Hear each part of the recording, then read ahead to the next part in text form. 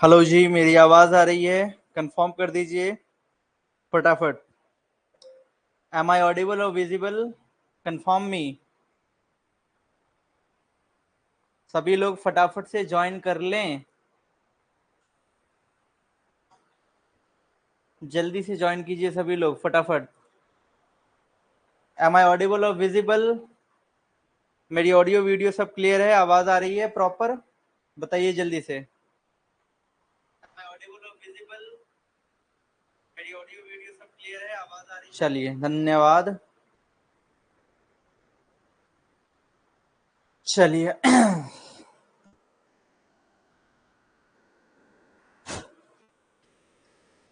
Very good evening सभी को very good evening. चलिए, सभी को वेरी गुड इवनिंग। चंदन, सौरभ, रिया, कृपया, प्रियंका, रागिनी, मनोहर, आशुतोष, मनीष, दिलशाद, सभी को गुड इवनिंग। चलिए, सभी को good evening. Deepa, very good evening. कृपया सभी लोग ज्वाइन कर ले फटाफट से। कृपया सब पढ़ाई पे ध्यान दें, क्लास स्टार्ट करने वाले हैं, ठीक है? चलिए, बिना देरी के स्टार्ट करते हैं हमारा आज का सेशन, जिसमें आज हम पढ़ने वाले हैं टॉपिक जो हमारा है दैट इज फर्टिलाइजेशन, ठीक है?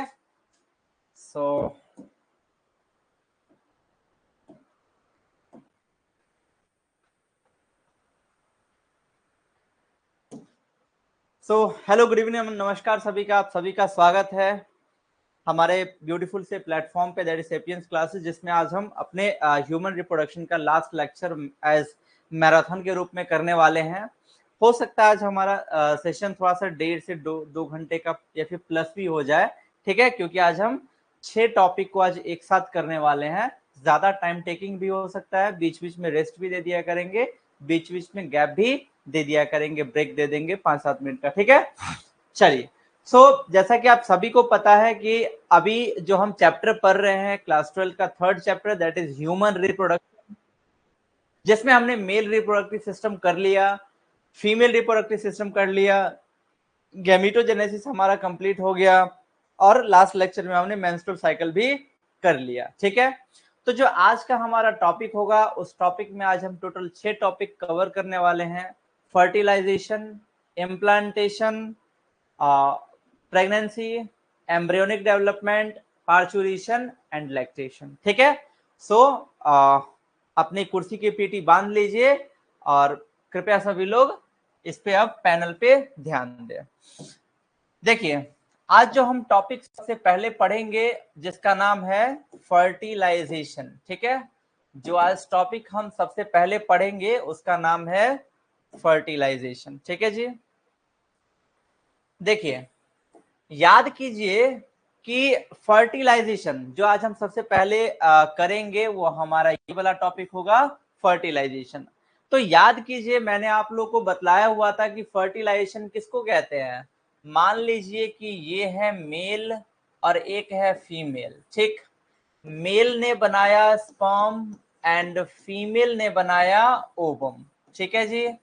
अब ये जो स्पर्म एंड ओवम के बीच में जो प्रोसेस होता है, यानी कि जब स्पर्म और ओवम आपस में मिलते हैं तो इसी प्रोसेस को बोलते हैं फर्टिलाइजेशन, और इसी फर्टिलाइजेशन के परिणाम स्वरूप जाइगोट का फॉर्मेशन होता है, ठीक है? क्योंकि हम पढ़ रहे ह्यूमन रिप्रोडक्शन, तो हम सिर्फ ह्यूमन की यहाँ पे बात करेंगे। तो ह्यूमन में क्या होगा, एक तो मेल होंगे और एक होगी फीमेल। अब ये जो मेल है, मेल में बनेगा स्पर्म एंड फीमेल में बनेगा ओवम। अब ये जो स्पर्म है, सो स्पर्म एंड ओवम आपस में फ्यूज करेंगे। दिख रहा होगा आपको, ये है सामने में ओवम और इधर से आ रहे हैं मिलियंस ऑफ स्पर्म। इनमें से सिर्फ एक स्पर्म क्या करता है, ओवम को फर्टिलाइज करता है, जो कि आपको दिख रहा होगा।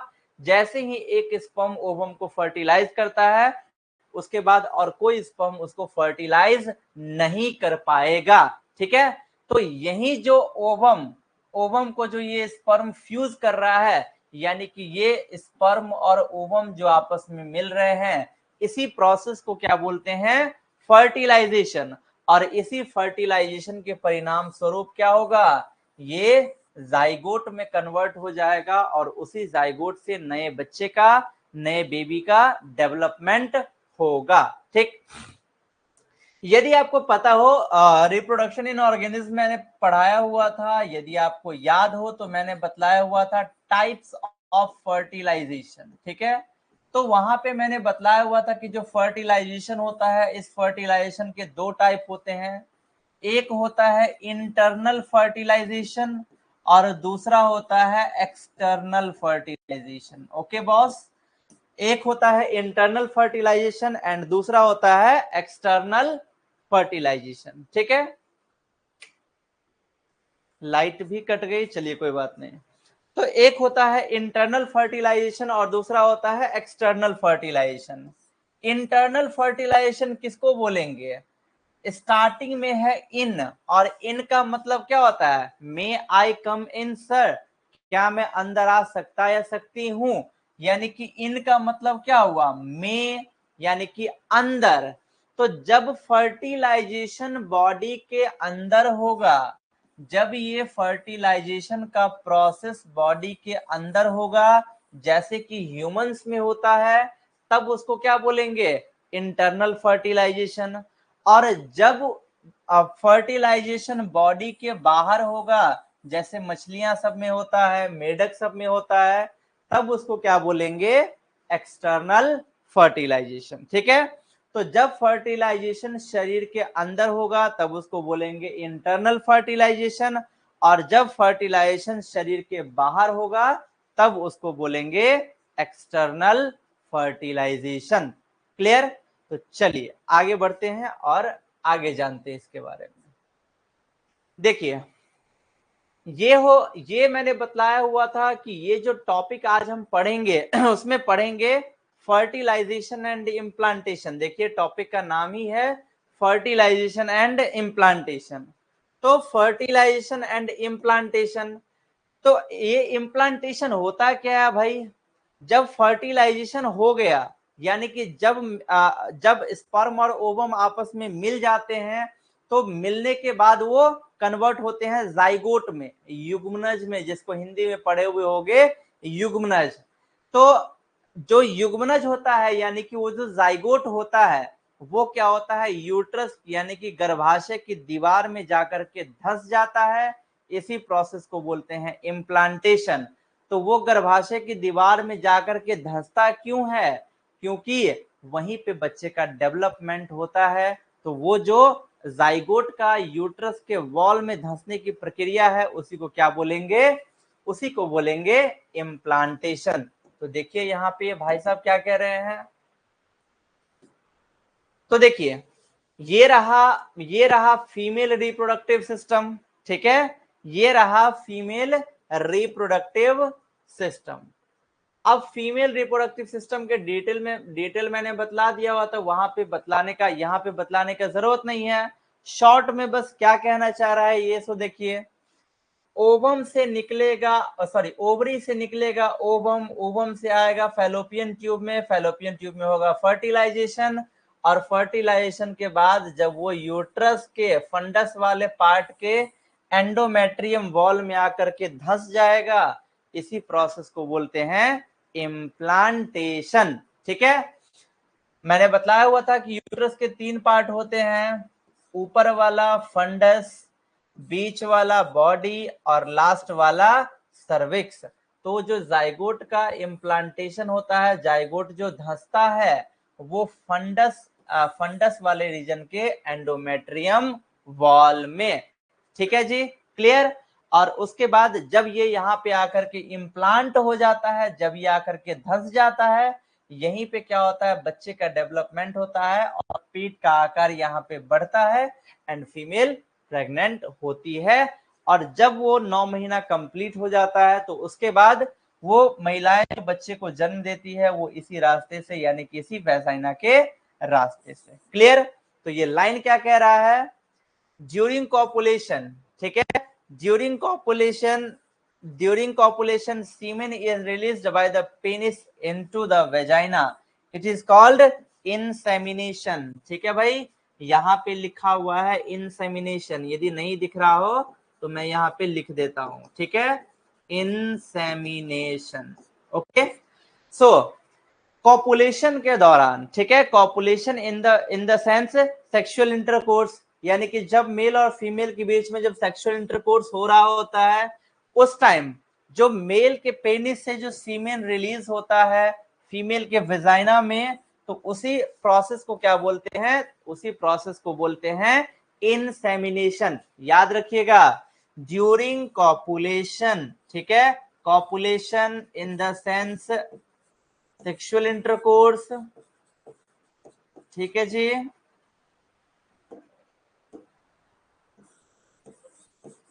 Copulation in the sense sexual intercourse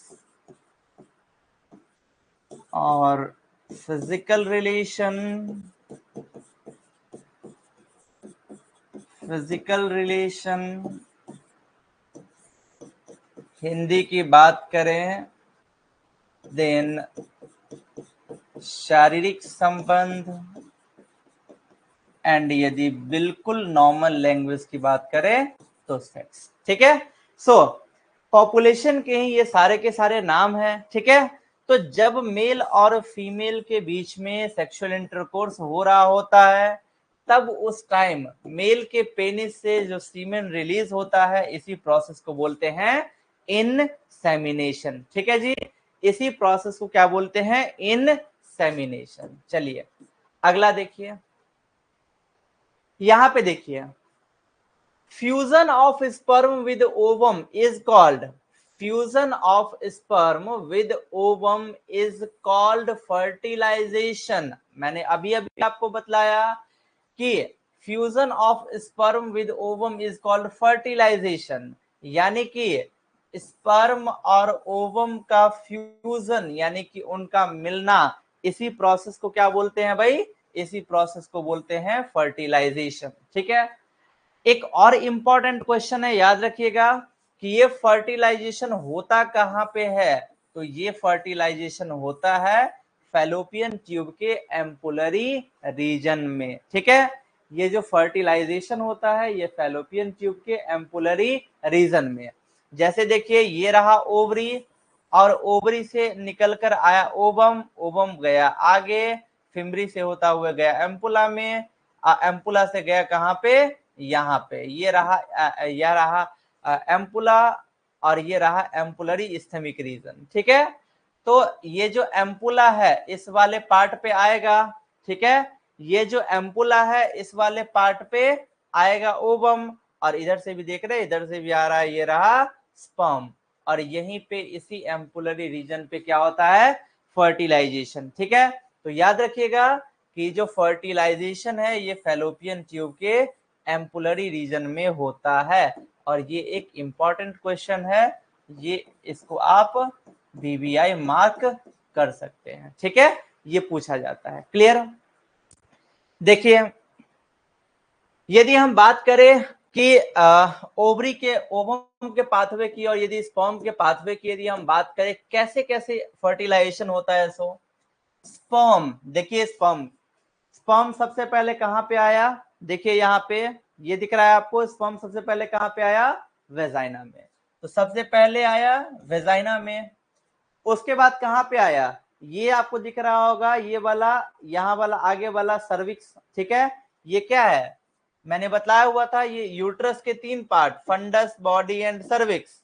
तो सर्विक्स का जो कैनाल होगा, यानी कि ये वाला जो होगा, ये वाला, इसको क्या बोलेंगे, सर्वाइकल कैनाल। तो अब क्या होगा, स्पर्म कहां पे गया, स्पर्म गया यहाँ पे सर्वाइकल कैनाल में, तो स्पर्म गया सर्वाइकल कैनाल में। उसके बाद कहां पे गया, उसके बाद प्रॉपर यूट्रस में गया, तो भैया आ गया वो स्पर्म प्रॉपर यूट्रस में। यूट्रस के बाद कहां पे गया, आगे इस्थमस में गया। याद कीजिए, मैंने बतलाया हुआ था कि जो फीमेल का जो फैलोपियन ट्यूब होता है, इसके तीन पार्ट होते हैं, इनफंडिबुलम, एम्पुला और इस्थमस। तो यूट्रस के बाद वो कहां पे गया स्पर्म, वो गया इस्थमस में, इस वाले रीजन को बोलते हैं इस्थमस। ठीक, अब इस्थमस के बाद वो कहाँ पे आया, तो इस्थमस के बाद वो आया एम्पुलरी रीजन में, यानी कि एम्पुला पे। कहाँ पे, इस एम्पुला पे। तो एम्पुला तक आ गया स्पर्म। अब क्या होगा, अब देखिए, अब ओवम की बात करते हैं। ओवम कहां से रिलीज हुआ, ओवम रिलीज हुआ ओवरी से। कहां से रिलीज हुआ ओवम, ओवम रिलीज हुआ ओवरी से। अब जब ओवरी से ओवम रिलीज हो गया तो अब कहां पे आया, ये वाला फिम्बरी वाला पार्ट, इस फिम्बरी पे, तो आया फिम्बरी पे। फिम्बरी के बाद कहां पे आया भाई, तो फिम्बरी के बाद ये वाला पार्ट कौन, ये वाला पार्ट क्या है, इनफंडिबुलम। यहाँ पे गलत लिखा है एम्पुला, ये होगा इनफंडिबुलम। ठीक है जी, इनफंडिबुलम। तो अब ये आया इनफंडिबुलम पे। इनफंडिबुलम के बाद ये कहां पे आएगा, ये आएगा कहां पे, एम्पुला पे। तो इसके बाद ये आया एम्पुला, मतलब एम्पुलरी रीजन। और इधर से आए भाई साहब स्पर्म, एंड इधर से आए भाई साहब ओवम। और यहाँ पे क्या हुआ, ये दोनों आए और यहाँ पे एम्पुलरी रीजन पे मिल गए, और एम्पुलरी रीजन पे ही हो गया फर्टिलाइजेशन। तो देखिए, ओवम को स्पर्म ने फर्टिलाइज कर दिया। तो इसी तरीके से होता है फर्टिलाइजेशन। क्लियर, यहां पे समझ में आ रहा है अच्छे से, कोई डाउट यहां तक तो बताइए। यहां तक किसी कोई डाउट है तो बतलाइए, चैट बॉक्स में भी एक्टिव रहिए जब हम कुछ पूछते हैं तो। दीपा, सौरभ, चंदन, आशुतोष, रिया, मनीष, कृपया, Dilshad, Pooja, Chandni, Omveer, Priyanka, have any doubt, कोई क्वेश्चन? ओके, चलिए, कृपया का कोई डाउट नहीं है, बहुत बढ़िया। सो ये रहा प्रोसेस ऑफ फर्टिलाइजेशन। ठीक है, चलिए अगले स्लाइड पे आते हैं। अब देखिए यहाँ पे लाइन क्या कह रहे हैं, सो लाइन क्या कह रहे हो भाई। ओके, देखिए ये कह रहे हैं fertilization happens only if ovum and sperm are transported simultaneously। ठीक है, यानी कि फर्टिलाइजेशन तभी होगा जब ओवम एंड स्पर्म दोनों एक साथ आएंगे एम्पुलरी रीजन पे। फर्टिलाइजेशन तभी पॉसिबल हो सकता है जब ओवम और स्पर्म एक साथ ट्रांसपोर्ट होकर के एम्पुलर रीजन पे आएंगे। इसीलिए जितने भी ऑल कॉपुलेशन होता है, इसका मतलब ये नहीं कि फर्टिलाइजेशन होगा ही और प्रेगनेंसी होगी ही। ठीक है, क्योंकि देखिए ताली तो दोनों हाथों से बजती है। अब एक हाथ रहेगा दूसरा हाथ नहीं रहेगा तो जाहिर सी बात है ताली नहीं बजेगी। तो जब स्पर्म एंड ओवम दोनों एक साथ ही आएंगे तभी तो फर्टिलाइजेशन हो पाएगा। क्योंकि मान लीजिए कि स्पर्म पहले आ गया, ठीक है, लेकिन वहां पे ओवम है ही नहीं, तो ओवम तो स्पर्म फर्टिलाइज किसको करेगा। यदि मान लीजिए कि ओवम है स्पर्म नहीं है तो ओवम फर्टिलाइज कैसे होगी। सो यहाँ पे लाइन बोल रहा है कि फर्टिलाइजेशन तभी पॉसिबल है जब मेल और फीमेल का गैमीट यानी कि स्पर्म और ओवम दोनों एक साथ एम्पुलरी रीजन पर आएंगे। इसीलिए बोला जाता है कि ऑल कॉपुलेशन यानी कि जितनी बार कॉपुलेशन मेल और फीमेल के बीच में सेक्सुअल इंटरकोर्स हो, इसका मतलब ये नहीं कि फीमेल प्रेग्नेंट हो ही जाएगी। क्लियर, अगला पॉइंट देखिए, A sperm contact with zona pellucida, it induces changes in the membrane that block the entry of additional sperm। जो ये जो स्पर्म है ये सबसे पहले क्या करता है, ओवम के जोना पेलिसिडा लेयर के कांटेक्ट में आता है। और जैसे ही ये उसके कांटेक्ट में आता है, मैंने आप लोगों को बतलाया भी हुआ था कि जैसे ही स्पर्म ओवम के कांटेक्ट में आएगा, वो स्पर्म का जो आगे बढ़ा हुआ वाला भाग होता है एक्रोसोम, उसके पास कुछ एंजाइम होते हैं। तो वो क्या करेगा, वो उस एंजाइम को ओवम के अंदर सेक्रेट कर देगा, जिसके कारण क्या हो जाएगा, अतिरिक्त शुक्राणुओं का आना बंद हो जाएगा, ब्लॉक हो जाएगा। ठीक है, अतिरिक्त शुक्राणुओं का आना यानी कि एडिशनल स्पर्म्स का आना ब्लॉक हो जाएगा। क्लियर? फिर से रिपीट कर दे रहा हूं कि जब स्पर्म आता है ओवम को फर्टिलाइज करने, तब सबसे पहले वो क्या करता है, ओवम के जोना पेलिसिडा वाले लेयर के कांटेक्ट में आता है, और जैसे ही उसके कांटेक्ट में आएगा ये अपने एक्रोसोम के अंदर का एंजाइम को उसके अंदर रिलीज कर देगा, जिसके कारण क्या होगा, दूसरा स्पर्म अंदर नहीं आ पाएगा। तभी तो मैंने बताया हुआ था कि एक ओवम को सिर्फ एक ही स्पर्म फर्टिलाइज करता है। Clear? The secretion of the acrosome help sperm to enter the egg cytoplasm via zona pellicida and plasma membrane। यानी कि एक्रोसोम के अंदर का जो एंजाइम होता है, उसके अंदर का जो सेक्रीशन होता है, वो स्पर्म को जोना पेलिसिडा लेयर के अंदर घुसने में और प्लाज्मा मेम्ब्रेन के अंदर घुसने में भी उसकी मदद करता है। क्लियर? यही यहाँ पे कह रहा है। अब जैसे ही स्पर्म क्या होगा, ओवम के अंदर एंटर कर जाएगा, this causes second meiotic division. देखिए यहाँ पे अभी तक प्रॉपर फुल्ली ओवम था वो नहीं बना था, ये क्या था, सेकेंडरी oocyte। ठीक है, सेकेंडरी oocyte। इसमें याद रखिएगा कि फीमेल्स की बात करें, यदि हम फीमेल्स की बात करें तो फीमेल में जो सेकेंड मियोटिक डिवीजन होता है उनके oogenesis के प्रोसेस में, तो जब फर्टिलाइजेशन हो जाएगा, फर्टिलाइजेशन के बाद ही सेकेंड मियोटिक डिवीजन कंप्लीट होगा। फर्स्ट मियोटिक डिवीजन में क्या बनता था, उधर भी बनता था primary spermatocyte, sorry secondary spermatocyte, और इधर बनता था सेकेंडरी oocyte। ठीक है, लेकिन मेल में मेल में मियोसिस 2 होता था और बनाता था वो स्पर्मेटिड, और यहाँ पे सेकेंडरी oocyte कब होगा, जब फर्टिलाइजेशन हो जाएगा। क्लियर? और जैसे ही फर्टिलाइजेशन हो जाएगा, सेकेंड मियोटिक डिवीजन कंप्लीट हो जाएगा, जिसके कारण ओटिड और सेकेंड पोलर बॉडी बनेगा। ठीक है, और उसके बाद क्या होगा कि स्पर्म और ओवम का न्यूक्लियस आपस में फ्यूज करेंगे और फ्यूज करके बना देंगे डिप्लॉयड जाइगोट। सो याद रखिएगा कि यदि हम बात करें स्पर्म की, यदि हम बात करें स्पर्म या फिर ओवम की, तो ये कैसे स्ट्रक्चर हैं, ये स्ट्रक्चर हैं हैप्लॉइड।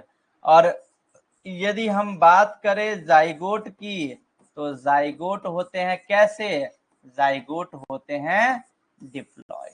ठीक है, तो ये बात आप याद रखिएगा। क्लियर? चलिए ओके, अगला देखिए। जब जाइगोट बन जाएगा, ठीक है, जब जाइगोट बन जाएगा, जैसे कि आपको इस फिगर में दिख रहा होगा कि ये जाइगोट बन गया।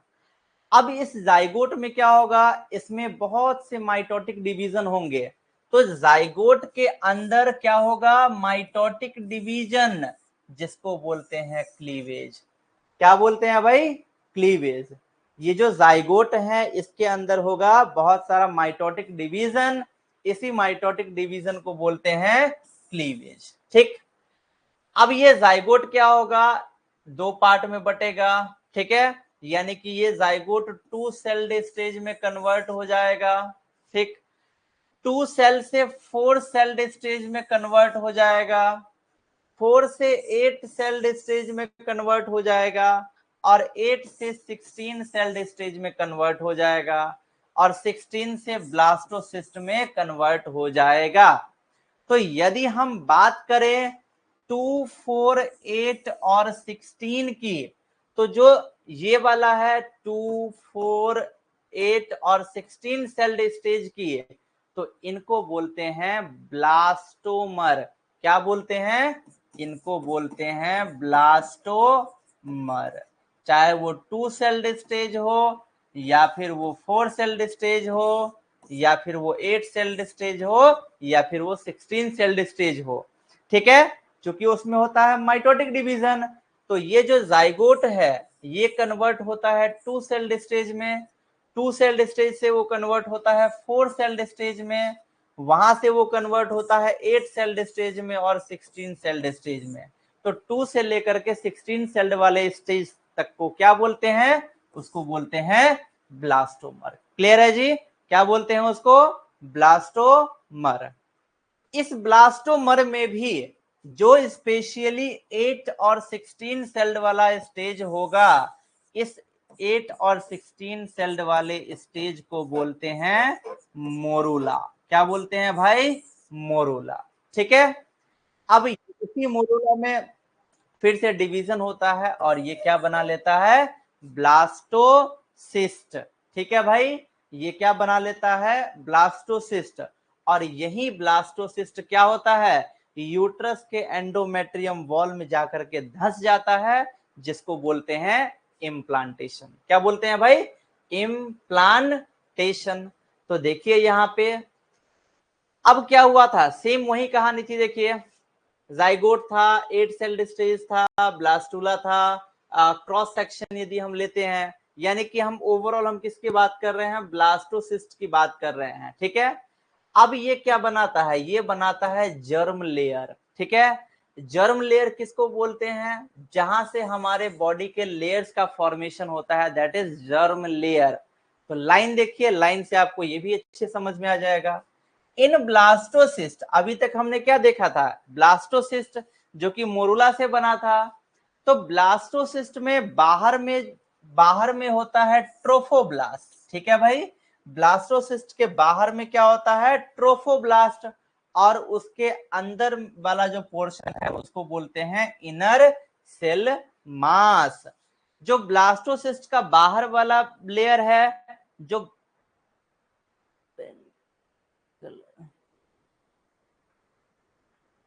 ओके ठीक है चलिए, अभी दिख रहा है, अभी दिख रहा है ना प्रियंका। चलो देखो, तो यहाँ पे ये बोल रहा है कि यदि हम बात करें ब्लास्टोसिस्ट में, यदि हम बात करें ब्लास्टोसिस्ट में, तो ब्लास्टोसिस्ट में जो आउटर वाला पार्ट होता है उसको बोलते हैं ट्रोफोब्लास्ट, और जो अंदर वाला पार्ट होता है उसको बोलते हैं इनर सेल मास। ठीक, जो ट्रोफोब्लास्ट लेयर है, वो ट्रोफोब्लास्ट लेयर क्या देता है, इनर सेल मास को नॉरिशमेंट देता है।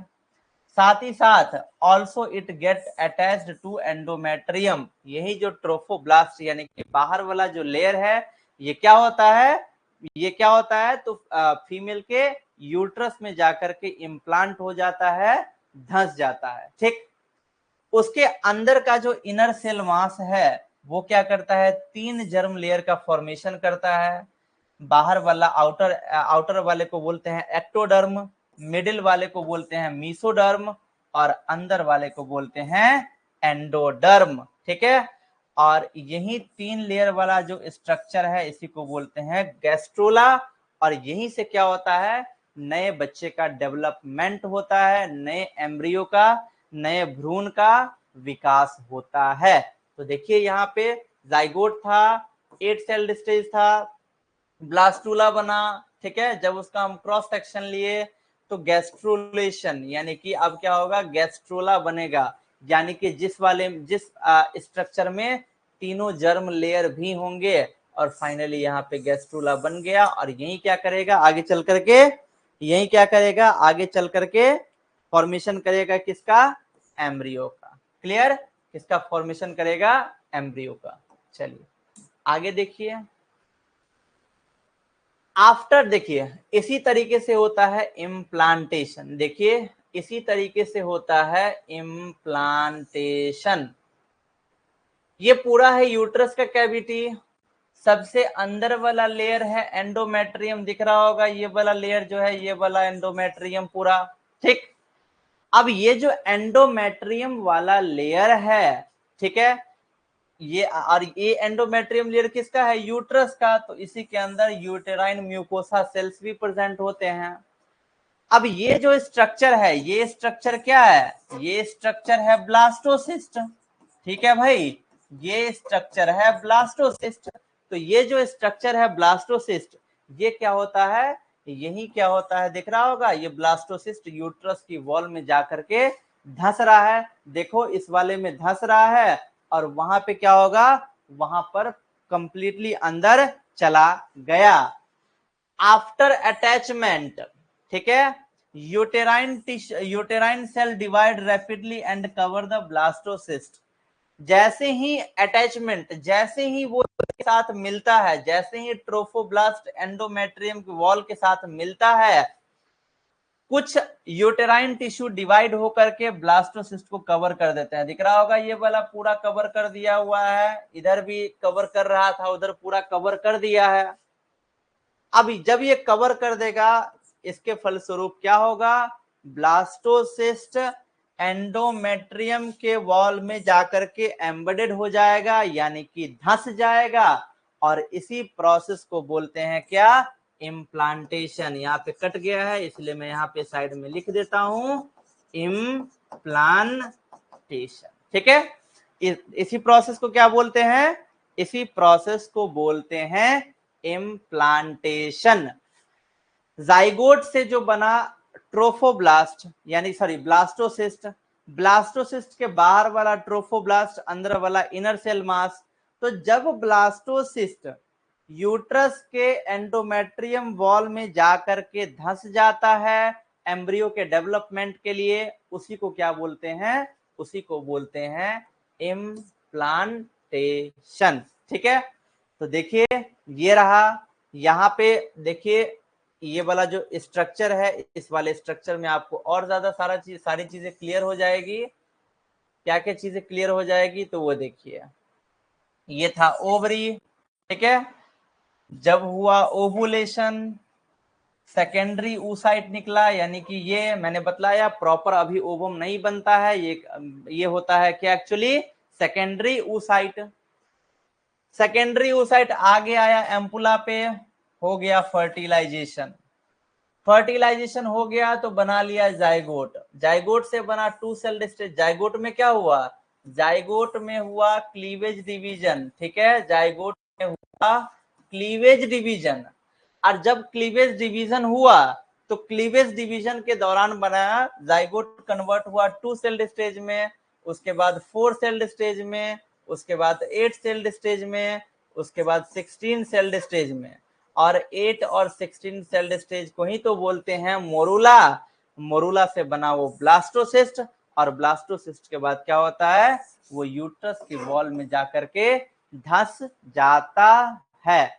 That is the process of implantation, ठीक है। तो चलिए 5 मिनट का ब्रेक दे देते हैं और उसके बाद या फिर कितना, 2 मिनट का दे दें, चलो 2 मिनट का ब्रेक दे देते हैं, फिर स्टार्ट करेंगे अपना अगला टॉपिक। 2 मिनट का दे दे, 5 मिनट का दे दे, चलो 2 मिनट का देते हैं।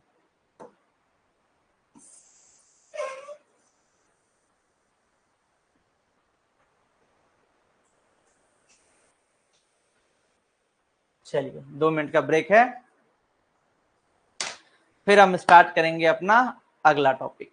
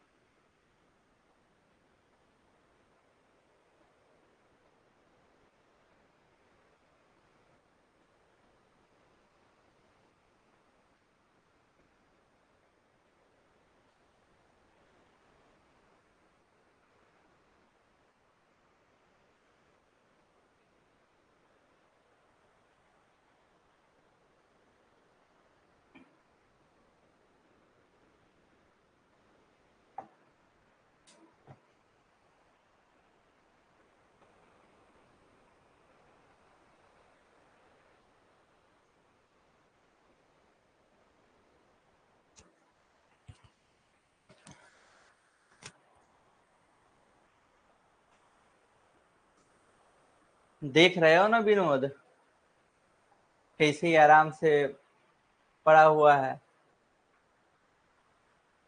यहाँ पे विनोद कोई नहीं है ना।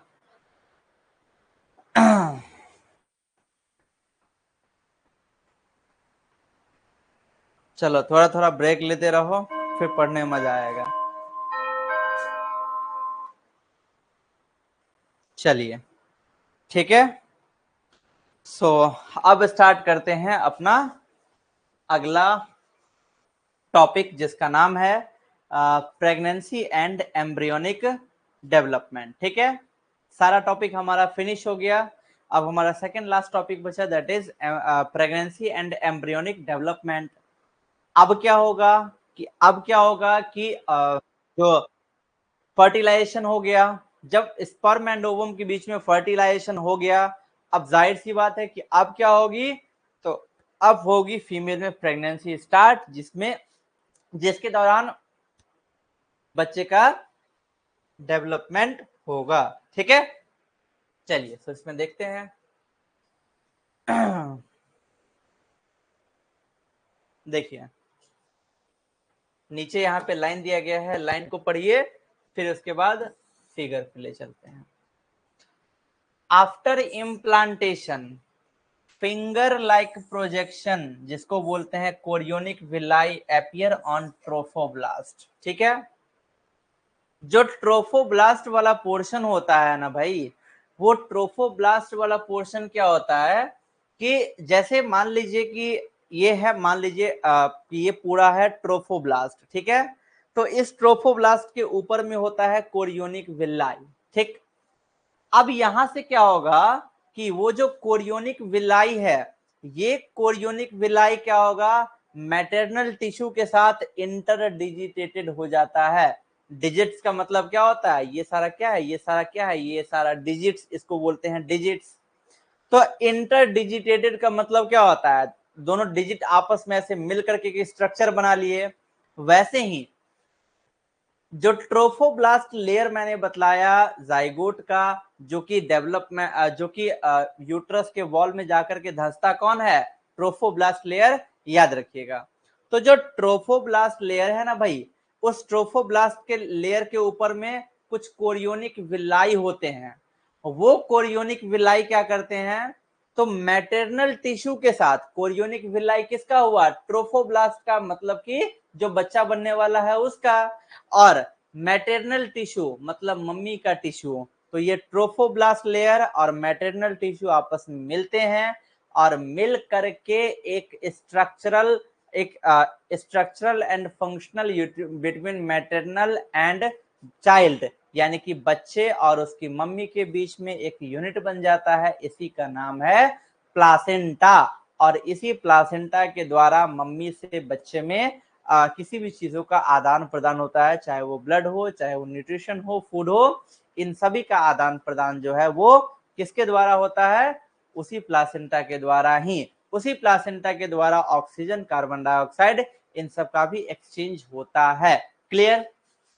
वहीं यहाँ पे लिखा हुआ था इम्प्लांटेशन के बाद कुछ फिंगर लाइक प्रोजेक्शन दिखता है, जिसका नाम है कोरियोनिक विलाई। दिख रहा होगा ये कोरियोनिक विलाई, ये ये होता है ट्रोफोब्लास्ट के ऊपर में, जो कि यूट्राइन टिश्यू और मैटरनल टिश्यू के साथ इंटरडिजिटेटेड हो जाता है। ठीक, the chorionic villi and uterine tissue are interdigitated to form placenta. क्या कह रहा है कि ये जो कोरियोनिक विलाई है, ये यूट्राइन टिश्यू के साथ मिल करके बनाता है प्लासेंटा। तो देखिए ये रहा कोरियोनिक विलाई, ये वाला, और इधर है क्या, इधर है maternal tissues, maternal tissues veins. अब ये दोनों आपस में मिल रहे हैं, और मिल करके इन्होंने क्या बना दिया, इन्होंने बना दिया प्लासेंटा। ठीक है, और उसी प्लासेंटा के द्वारा क्या होता है, मम्मी से बच्चे में चीजों का आदान प्रदान होता है। क्लियर। अब देखिए अगला लाइन, ये लाइन क्या कह रहे हैं, इंटरनेट इशू है।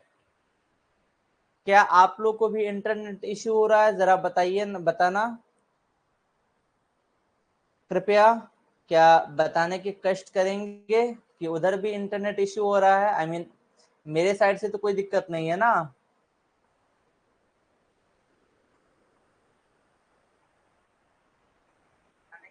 करेंगे कि उधर भी इंटरनेट, नहीं भाई मेरे साइड से इशू नहीं है। ओके ओके मनीष, तुम्हारा ये पर्सनल दिक्कत है, ठीक है, तो अपना इंटरनेट देख लो, तुम्हारा इंटरनेट में प्रॉब्लम है, इधर सब ओके है। सो देखिए यहाँ पे क्या कह रहे हैं ये भाई साहब, गौर फरमाइएगा जरा। Placenta is connected to the embryo by an umbilical cord, ठीक है, यानी कि जो प्लासेंटा होता है वो प्लासेंटा इस बच्चे से, इस मासूम से बच्चे से, ये जो प्यारा सा बेबी है, इस बेबी से जिस चीज के द्वारा कनेक्टेड होता है उसको बोलते हैं अम्बिलिकल कॉर्ड, यही है अम्बिलिकल कॉर्ड, ठीक है। देखिए बच्चे को जो उसकी मम्मी के द्वारा जो आदान प्रदान होता है प्लासेंटा के द्वारा, और उस प्लासेंटा को जो बच्चे से जोड़ता है उसको बोलते हैं अम्बिलिकल कॉर्ड। क्लियर? ये क्या करता है, it transport substances to and fro the embryo, यानी कि ये भी क्या करता है, ट्रांसपोर्ट के आदान प्रदान में बच्चे से मम्मी में और मम्मी से बच्चे में चीजों के आदान प्रदान में ये उसकी मदद करता है। क्लियर? ये उसकी मदद करता है। चलिए अगला पॉइंट देखिए, प्लासेंटा का फंक्शन क्या है। अभी हमने पढ़ लिया कि ट्रोफोब्लास्ट क्या है वगैरह वगैरह, सारा चीज हमने पढ़ लिया।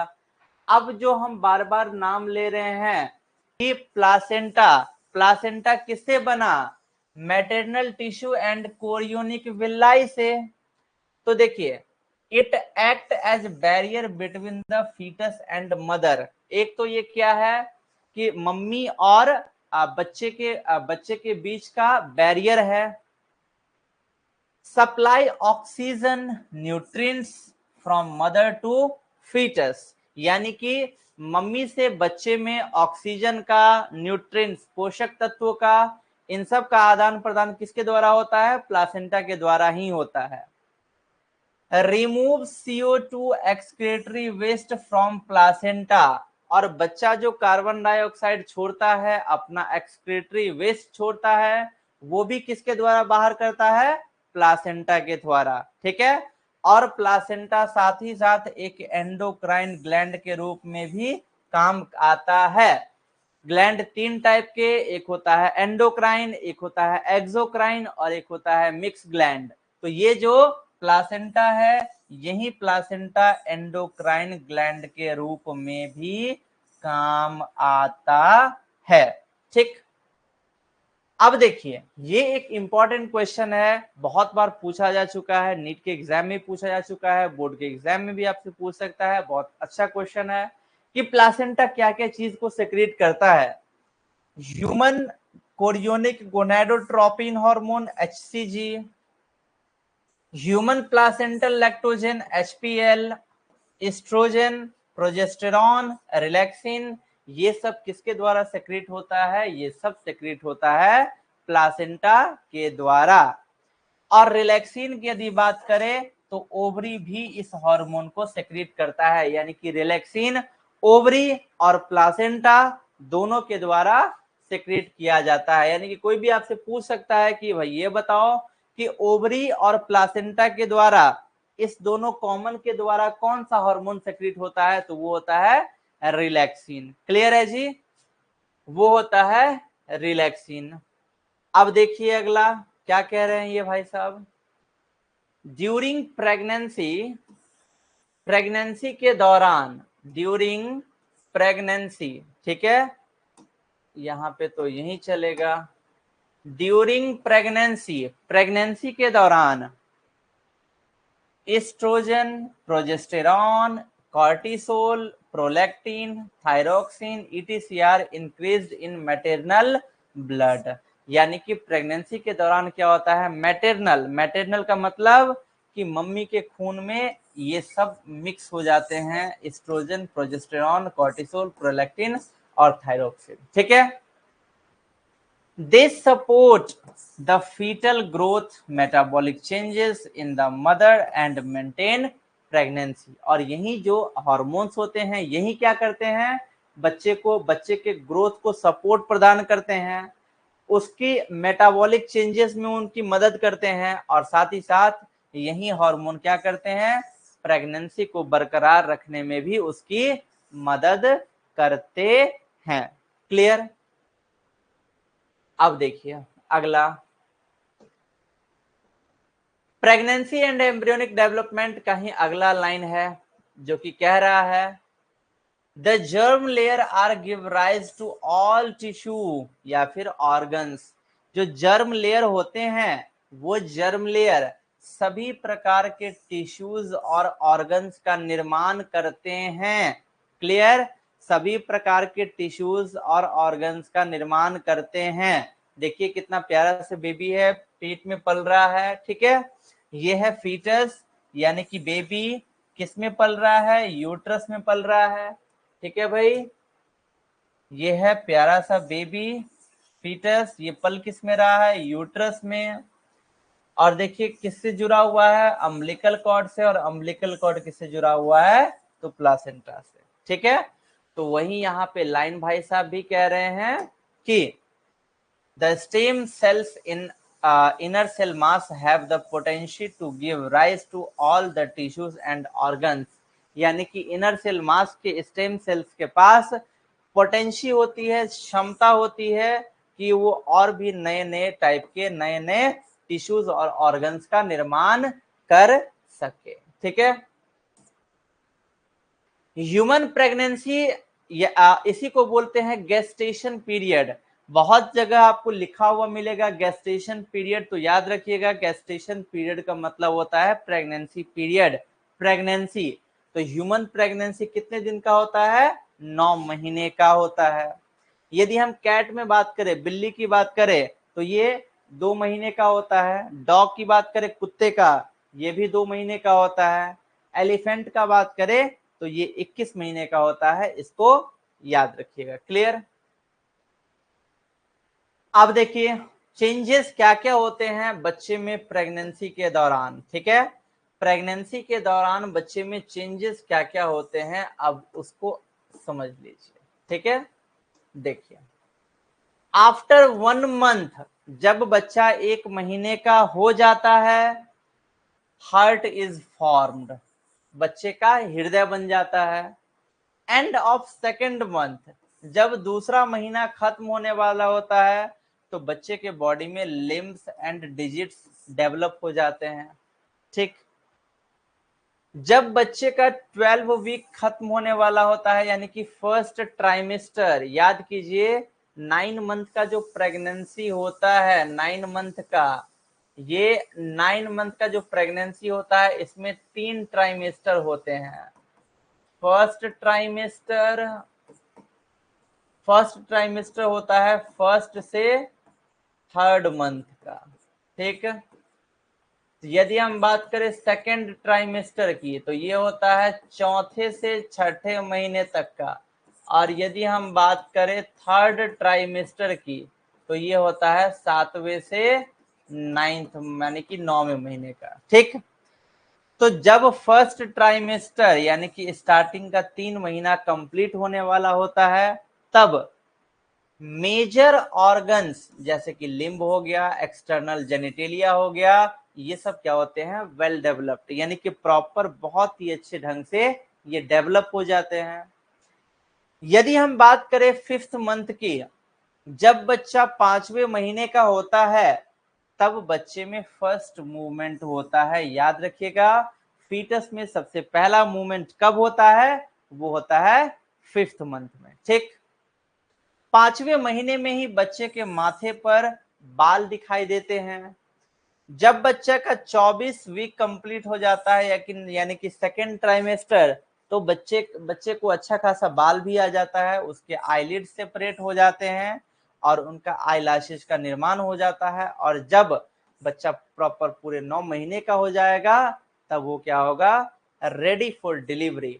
अब बच्चा बिल्कुल डिलीवरी के लिए रेडी है। अब वो इस दुनिया में बाहर आएगा और बाहर आकर के पढ़ाई करेगा, बायोलॉजी पढ़ेगा डॉक्टर आशुतोष सर से, क्लियर?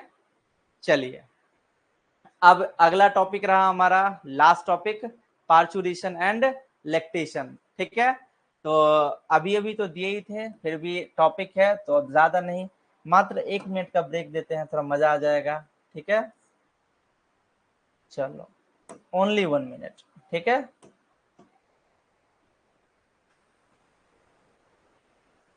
सिर्फ 1 मिनट का ब्रेक है।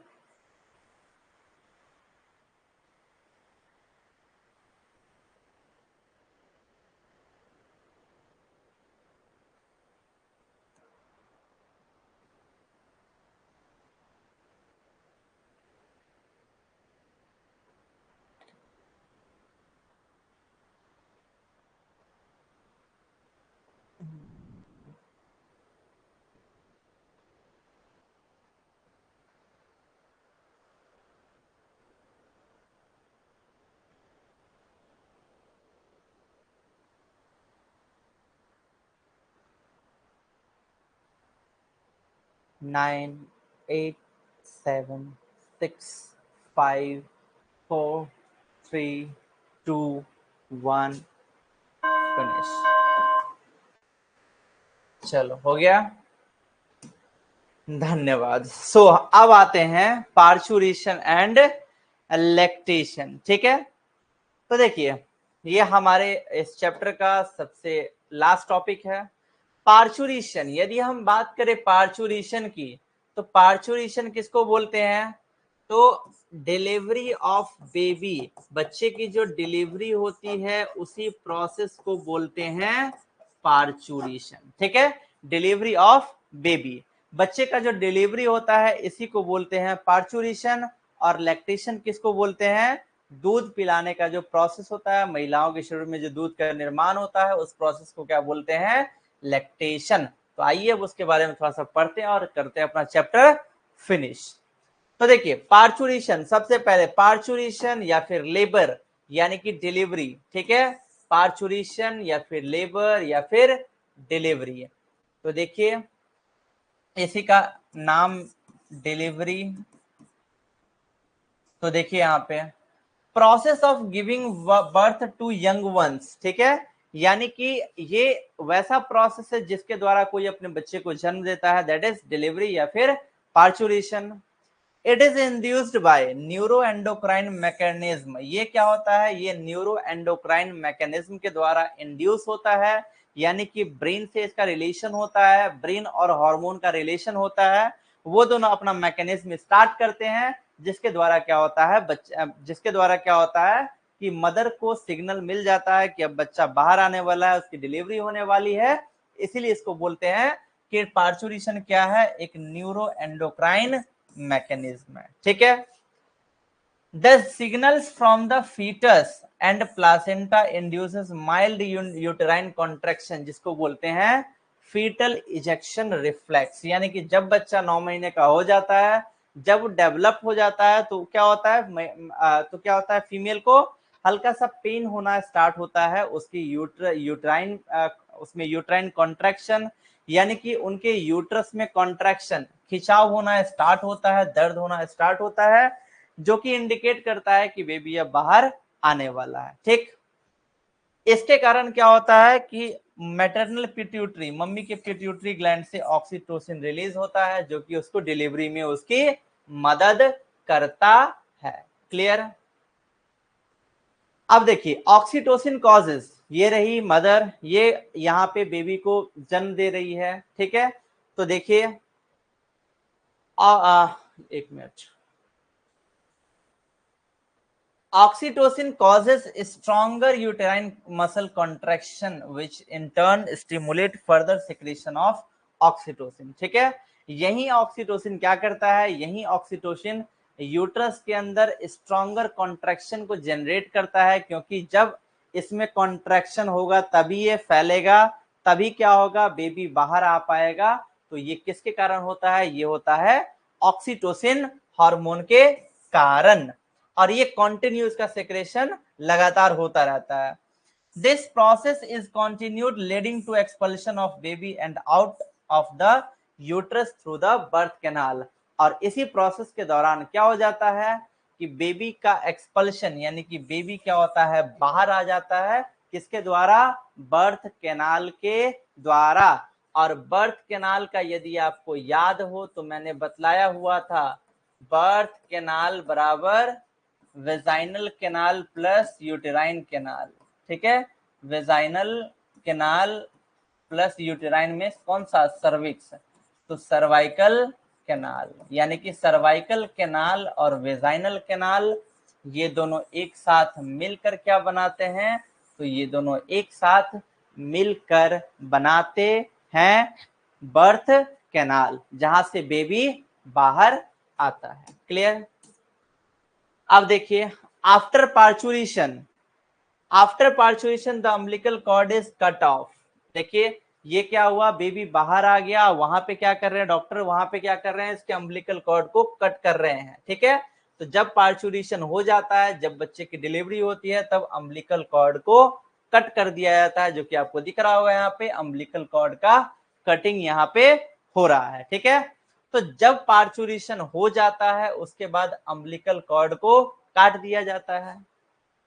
The placenta and remnants of umbilical cord are expelled out from the maternal body after parturition. इसी को बोलते हैं आफ्टर बर्थ। यानी कि अब ये जो प्लासेंटा है और ये जो बचे हुए अम्बिलिकल कॉर्ड होते हैं फीमेल के बॉडी में, इसको भी फीमेल के बॉडी से निकाल लिया जाता है और इसी को बोलते हैं आफ्टर बर्थ, ठीक। अब क्या होगा भाई, जब फीमेल ने बेबी को बॉर्न कर दिया, जन्म दे दी, अब क्या होगा, बेबी को न्यूट्रिशन भी तो चाहिए, उसको मिल्क भी तो चाहिए। तो वही जो प्रोसेस है, ठीक है, मिल्क का प्रोडक्शन होना, उसी को क्या बोलते हैं, लैक्टेशन। द मेमरी ग्लैंड, जो स्तन होता है, वहां से क्या होता है, फीमेल्स अपने बच्चे को दूध पिलाती है। तो mammary glands produces milk toward the end of pregnancy. जब प्रेगनेंसी खत्म होने वाली होती है, यानी कि जब बेबी का डिलीवरी हो जाता है, तो उस टाइम क्या होता है, मेमरी ग्लैंड मिल्क प्रोड्यूस करते हैं, जिस प्रोसेस को कहते हैं लैक्टेशन, ठीक है। और यदि बात करें इनिशियल कुछ, यानी कि शुरुआती के कुछ दिनों का जो दूध होता है वो येलोइश पीला कलर का होता है, जिसका नाम होता है कोलेस्ट्रम। जिसको अशिक्षित महिलाएं, जिसके पास प्रॉपर नॉलेज नहीं है, वो उनको ये लगता है कहीं ये मेरे बच्चे को हानिकारक तो नहीं पहुंचाएगी, तो वो अपने बच्चे को ये वाला दूध नहीं पिलाती, यानी कि स्टार्टिंग वाला दूध नहीं पिलाती है, कोलेस्ट्रम नहीं देती है, जिसके कारण आगे चल करके बच्चे में बहुत से बीमारियों को उनको सामना करना पड़ सकता है। इसीलिए आप अपने टाइम में याद रखें। It contains several antibodies. ये जो स्टार्टिंग का जो मिल्क होता है ना, जिसको बोलते हैं कोलेस्ट्रॉम, इसमें बहुत एंटीबॉडीज होते हैं जो कि बच्चे को, उस न्यू बॉर्न बेबी को बीमारियों से लड़ने में मदद करते हैं। इसलिए याद रहे कि आप अपने बच्चे के साथ ऐसा बिल्कुल भी ना करें, उनको अपना मिल्क जरूर पिलाएं, ठीक है, क्लियर, या फिर पिलवाएं, ठीक। सो ये था कोलेस्ट्रम के बारे में बात, और ये हो गया हमारा चैप्टर फिनिश। बड़ा मजा आया, मुझे भी आज पढ़ा करके अच्छा लगा। मुझे तो लग रहा था कि लंबा क्लास होगा, बट ये लंबा क्लास नहीं हुआ, ठीक है। थैंक गॉड कि कम समय में हो गया अच्छे से। चलिए अब देखिए, एक और आप लोगों को इम्पोर्टेंट इंफॉर्मेशन बतला दें, ठीक है। एक आप लोगों को इम्पोर्टेंट इंफॉर्मेशन बतला दे कि एक टेस्ट सीरीज लॉन्च हुआ है, ठीक है। एक टेस्ट सीरीज लॉन्च हुआ है बायोलॉजी के लिए, ठीक है। एक टेस्ट सीरीज लॉन्च हुआ है बायोलॉजी के लिए, जिसमें कंप्लीट 11th और 12th का चैप्टर वाइज टेस्ट होगा। बहुत ही सुंदर तरीके से इसको बिल्कुल नीट और सीयूईटी के पैटर्न पे इसको डिजाइन किया गया है, जिसकी फीस है 499 रुपए, बट इसको अभी 50% डिस्काउंट के साथ ये मिल रहा है 249। अब आप बोलोगे सर क्या हमें भी लेना है, तो नहीं, ये आपके लिए नहीं है, ये आपके कोर्स में पहले से ही है, ठीक है। ये आपके कोर्स में पहले से ही है, आपको ये परचेज नहीं करनी है, क्लियर। आपके कोर्स में बिल्कुल फ्री ऑफ कॉस्ट ये टेस्ट आपको मिला है। तो यदि तो जो कुछ स्टूडेंट मैसेज कर रहे थे कि सर कब तक ऑफर अवेलेबल है, हम कब तक ले सकते हैं, तो आपको ये चीजें नहीं लेनी है, फालतू का आपको पैसा बर्बाद नहीं करना है। तो ये टेस्ट किनके लिए है? जो स्टूडेंट आपका आपके आपके फ्रेंड लिस्ट में आता हो, आपका फ्रेंड हो, आप उनको कोर्स के लिए एक बार जरूर बतलाइए, कोर्स का वीडियो दिखला दीजिए, डेमो वीडियो दिखला दीजिए कि, और उनको आप प्रोमोट कीजिए कि वो कोर्स को बाय करे, प्रारंभ बैच को, यदि क्लास 12th में है, क्लास 11th में है तो पराक्रम बैच को। बट जो स्टूडेंट कोर्स परचेज नहीं कर रहे उनको आप टेस्ट सीरीज सजेस्ट कर सकते हो, तो बहुत सुंदर टेस्ट सीरीज है, ओनली अभी उनको मिल जाएगा 249 रुपीज में, ठीक है। सो इसको अपने दोस्तों तक फैला दें, और आप ही लोग तो फैलाओगे तभी तो कुछ हो पाएगा, तभी तो नाम बनेगा टीचर का भी, तभी तो आप भी कह पाओगे कि हम इस सर से पढ़े हुए थे और आज इस जगह पे पहुंचे हैं। तो बहुत अच्छा लगा यहाँ तक का। बाकी यहाँ तक आपके मन में कोई डाउट है, कुछ पूछना है तो आप पूछ लीजिए, ठीक है, आप बिल्कुल बेफिक्र हो। दीपा, सौरभ, आशुतोष, रिया, ओमवीर, प्रियंका, चांदनी, दिलशाद, रागनी, कृपया, किसी को कुछ पूछना है? Anyone have any doubt then you can ask to me. किसी को कुछ पूछना है, कोई डाउट है, मन में कुछ बात है तो आप पूछ सकते हैं। कोई डाउट, कोई क्वेश्चन, व्हाटएवर, कुछ भी मन में कोई बात, कोई शंका? चलिए बहुत बढ़िया। बट आप लोग डाउट भी पूछा कीजिए यदि आपको डाउट होता है, ऐसा ना हो कि सिर्फ रिवीजन करते जाओ और डाउट आउट हो ही ना, ठीक है। और आज इस तरीके से करवा भी रहे हैं कि डाउट का चांस नहीं है, बट क्वेश्चन प्रैक्टिस करोगे तो डेफिनेटली कुछ ना कुछ डाउट होगा, ठीक है। तो चलिए, थैंक यू सो मच, बहुत बहुत धन्यवाद आपका इस जर्नी में साथ देने के लिए। सो मिलते हैं अपने नेक्स्ट लेक्चर में, जो हमारा अगला क्लास होगा, जिसमें हम स्टार्ट करेंगे अपना new chapter, that is reproductive health. और जब हमारा वो चैप्टर फिनिश हो जाएगा उसके बाद हम स्टार्ट करेंगे अपना अगला यूनिट, दैट इज जेनेटिक्स। तो ऐसे ही बने रहिए, जुड़े रहिए। Thank you so much, good night, शुभ रात्रि, शब्बा खैर। मिलते हैं अपने कल के लेक्चर में। थैंक्स।